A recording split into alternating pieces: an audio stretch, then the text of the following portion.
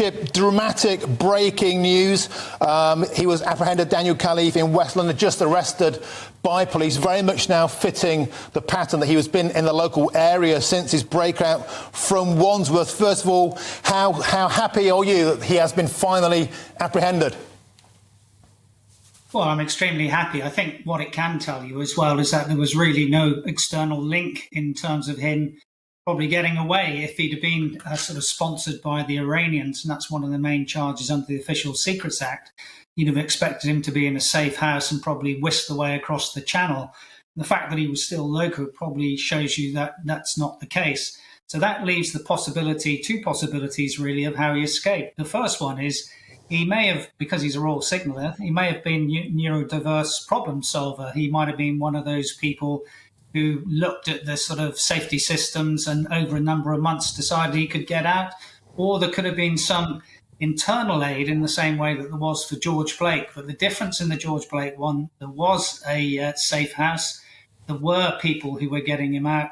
And the problem with this guy is, of course, that there was a plan to escape, but not much beyond that. So he'll be famous for that. But, you know, it's the bookend of an operation, getting away cleanly forevermore, not just getting out of the prison. And Chip, there's a lot of speculation about Daniel Khalife's training in recent days. It seems he's not quite the survival expert a lot of people had him painted out as. They sort of made out some sort of John Rambo. But as a member of the Royal Signals, he's more an IT guy, right? So this guy wouldn't have been trained in survival or evasion skills. And it seems that may have been leading to his downfall. Yeah, I think he's a computer network engineer. So the danger in the Official Secrets Act term is that he may have exfiltrated a lot of data, or if he were working for the Iranians, he may have put viruses or things like that in the system.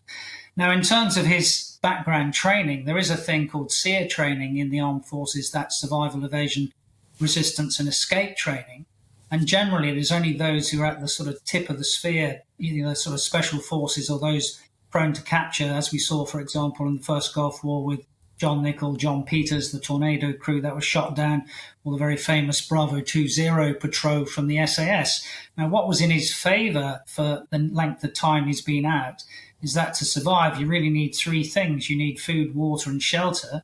And, of course, the weather's been very good, so he's not going to freeze his little bits off, and it's pretty easy to scavenge for food from dustbins if you need to, if you haven't really got a plan beyond escaping, and you can always get water. Those things were in his favour. If this had been winter, he'd have probably been captured even quicker. So I wouldn't say he's a survival expert.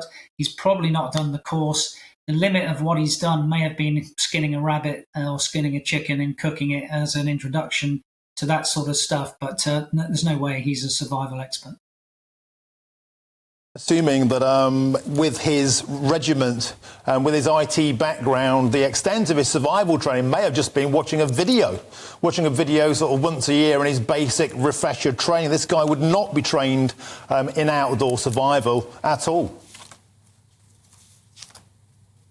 That's right. One of the military annual training tests is to do with this survival sort of stuff. But unless you're going on one of the formalised courses, which are held at RAF St Morgan, they watch a 1 hour video. So that is just to introduce them to the subject, in the sense that the key thing for most people who are not likely to be captured in any warfare situation is to retain their honour. That is, try and escape as soon as you can if you are captured, and that you don't give information away to the enemy. And again, that is one of those things that happened to George Blake, who did serve in the Korean War. And Chip, one of the theories, of course, that with his insight into intel, secrets for UK eyes only, access to sensitive information about British intelligence and movements, cryptographic methods and our communications, he was considered something of a prize asset to the Iranians. That doesn't seem to have materialised so far. A lot of people speculating he may have been trying to jump the country quite quickly.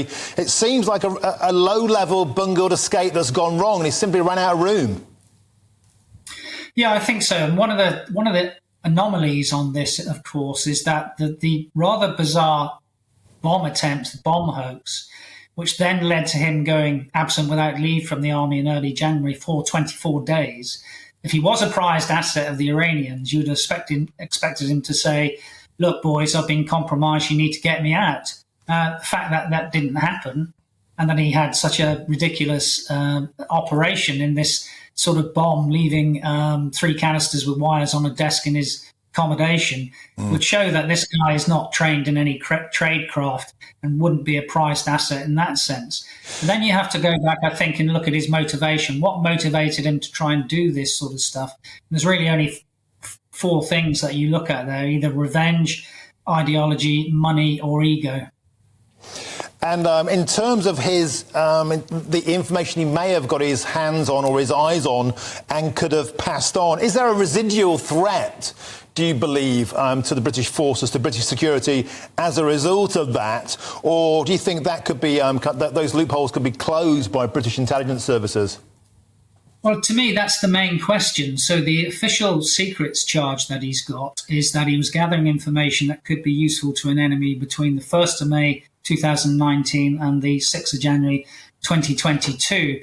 Now, the other charge, the terrorism charge about the sort of hoax bomb on the desk, looks slightly anomalous. Now, if you add these 2 up, the thing which is interesting from someone like me who knows some of the background of this is often you have proxy charges. That is, that you charge someone with a particular offence, but that might not be the totality of what went on, because there are sensitivities that you don't want to be disclosed, and that could be one of the methods here. That if he's really done some damage, so we don't really know. But that's a long time to either exfiltrate information and data from the system, or to put things in the system. And if it was put in the system, and here I'm talking about malware or spyware or viruses and things like that, to not to have found that would be highly unusual. So more likely to be exfiltrating data than infiltrating viruses. But we'll see in the round. But there are some curious anomalies in the charges.